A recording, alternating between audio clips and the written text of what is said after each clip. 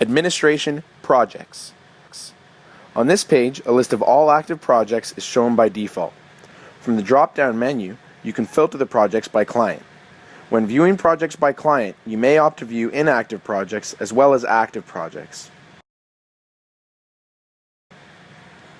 Adding a project. To add a project, click Add, the blue button in the top right corner of the project listing page.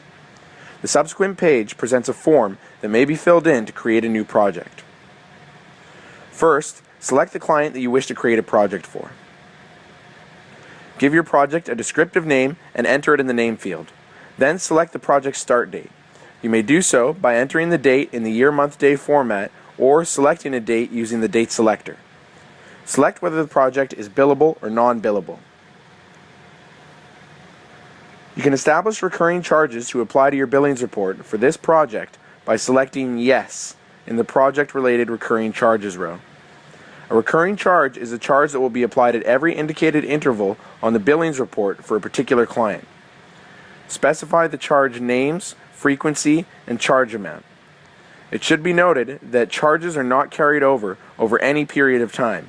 When the billings report is generated, the amount of the charge is determined solely by the number of recurrences falling within the requested interval. If the project is billable, you may enter a project budget amount. Finally, determine if this newly created project should be active.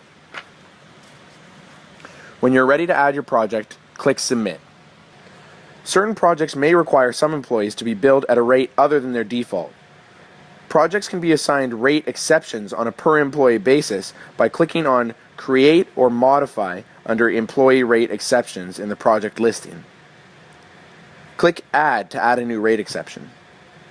Simply select the employee and the accepted rate.